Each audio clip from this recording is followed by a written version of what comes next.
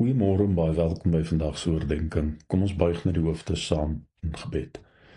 Here, baie dankie vir die genade wat ons elkeen vandag toevou. Amen. Ons voorlesing vanmôre is van 1 Korintiërs 10 vers 9. Laat ons Christus nie uittart nie, soos sommige van hulle hom uitgetart het en hulle deur slange omgekom. Die Israeliete het God uitgetart en gevolglik gesterf. Paulus' argument is dat gelowiges nie sonde moet doen om te kyk of God met oordeel sal reageer nie. In die lig hiervan wil ek graag iets met jou deel uit die tuin van Eden.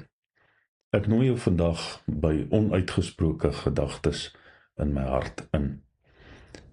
Die verhaal van God uittart en kyk of sy oordeel wel sal uitspeel, het sy wortel so vroeg as in Genesis. God het vir Adam gesê, van al die bome in die tuin mag jy eet soos jy wil, maar van die boom van alle kennis mag jy nie eet nie.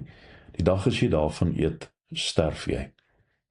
Eva het self die woorde so bietjie verdraai en vir die slang gesê, ons mag eet van die vrugte van die bome in die tuin.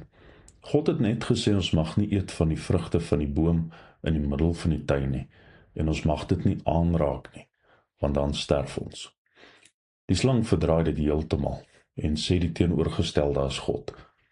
Julle sal beslis nie sterf nie, maar God weet dat julle oë sal oopgaan die dag as julle van daardie boom eet, en dan sal julle soos God wees deurdat julle alles kan ken. Ek wil jou aandag daarop vestig dat die slang God se moraliteit in twyfel trek, en hy tart God se oordeel oor die sonde uit. Deur die woorde te verdraai sê hy, God is 'n leienaar, en sy oordeel sal nie plaasvind nie. Let op wat ons in hierdie wêreld dikwels doen. Die vraag hoekom God slegte dinge toelaat in hierdie wêreld, is in wese 'n vraag wat die goedheid van God in twyfel trek. En as ons begin daaroor nadink, kom ons agter dat met hierdie soorte vrae God se moraliteit en uiteindelik sy wese en karakter in twyfel getrek word.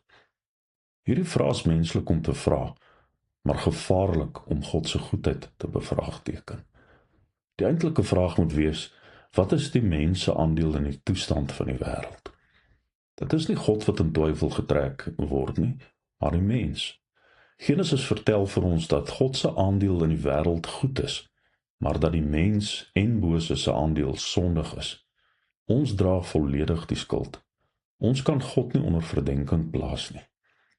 As iets negatiefs met my gebeur, kan ek met ander woorde nie meer vra hoekom God dit toelaat nie, want dan trek ek die goedheid en moraliteit van God in twyfel. Ek kan hoogstens sê dat God alles ten goeie sal laat meewerk. Job se vrou het vir hom gesê, bly jy nog steeds vroom, vervloek God en sterf, waarop Job antwoord, as ons die goeie van God aanvaar, moet ons nie ook die slegte aanvaar nie? Daarmee het hy met geen woord gesondig nie. Om God te blameer, of die fout by God te soek vir lyding en die gebrokenheid van hierdie wêreld, is om die saadjie van twyfel in God oor God te plant, en dit loop op sonde uit. Mag ons die goeie God nie uittart nie, maar ons onderwerp aan sy hand van almag, wat sonder twyfel beide oordeel en genade insluit. Kom ons bid saam. Here, U is die goeie God. U wil ons loof met ons hele hart. Amen.